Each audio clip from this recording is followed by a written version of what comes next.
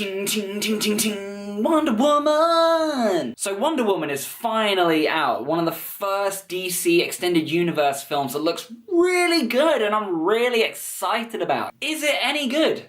Let's get into it. So as I said, this feels like the beginning of a new era for the DC films. It feels like they had a little bit of kind of a false start going with Man of Steel was alright, Batman vs Superman was okay in places, it set up some good things, it gave us a really good Batman.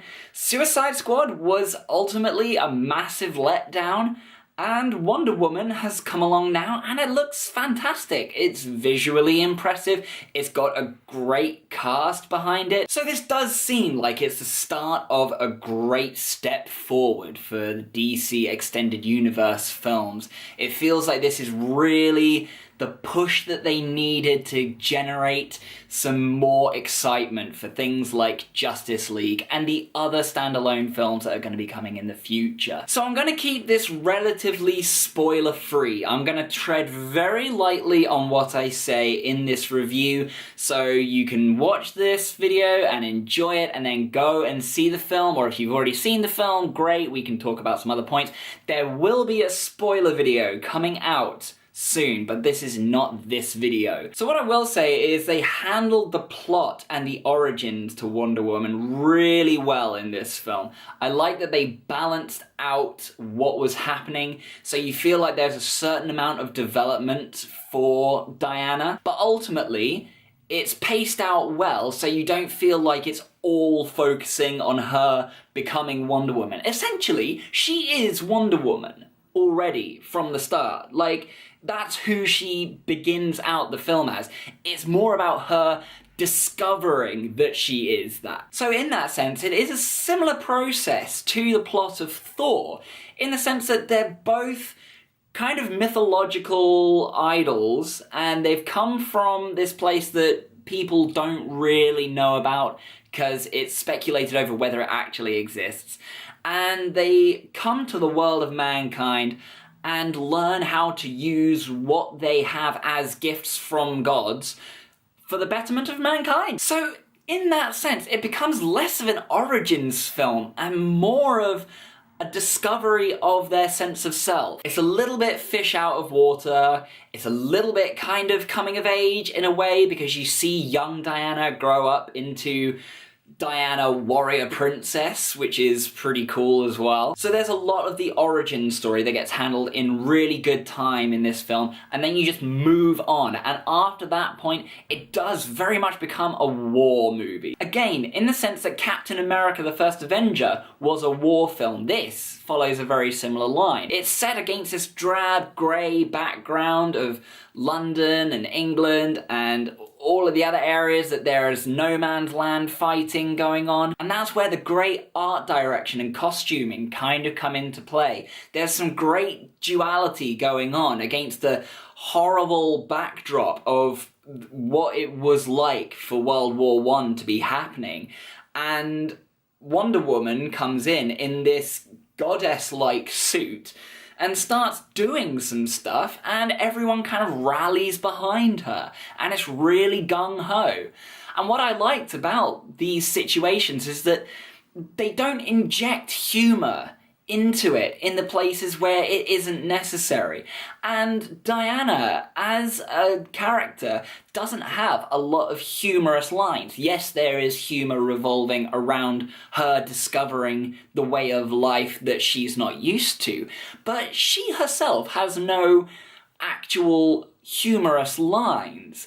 They leave that to the other characters, and she stays stalwart as a serious hero. The fact that she's not got something smart to say, the fact that she is driven in her cause to help people, which is great. That's what the character is about. And in that sense, it doesn't seem to pander to audiences wanting to go and see a superhero film that's light and fluffy. Now, one thing I will say is that they did kind of change the origins a little bit for this film. Originally, Wonder Woman had some origins going through World War II. This film, I would like to make it very clear, focuses on World War I. And I feel that they've done that for a few specific reasons.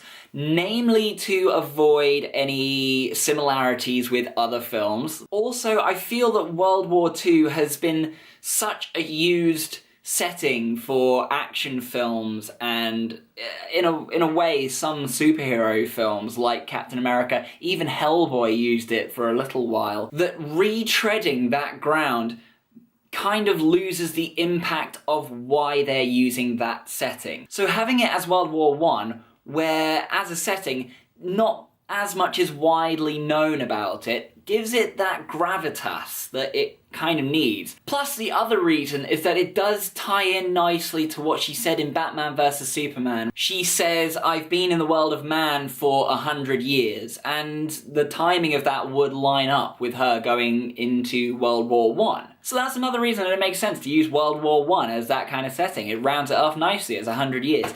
The other reason that I believe they used World War I as a setting to change it from World War II, I kind of can't go into because it's treading on spoiler territory, but the reasoning behind it does kind of make sense, so that will be handled in my spoiler video. But the point that she walks up that ladder and steps into no man's land and starts really getting into the fray of things, and she's just holding up her shield and just taking all of those bullets. And you get that feeling like, yes, this is the point where the film is really taking off and it really gets going.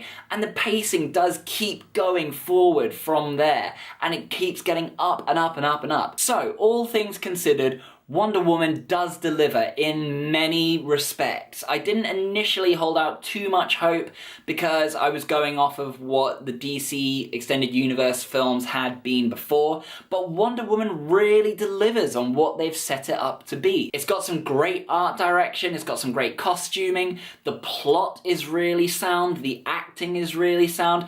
Gal Gadot is great as Wonder Woman. She didn't have too much of a part in Batman vs Superman, and so to see her really take on the role in this film was great. She really steps into it, and she does it brilliantly. And there are some great moments of dialogue, which I won't go into too much because, again, it's spoiler territory, but there is a bit where Chris Pine as Steve Trevor, the guy that she finds on the island who tells her about the war, and it follows them and their relationship. And that exchange of dialogue is a really interesting turning point for her character. I really liked that.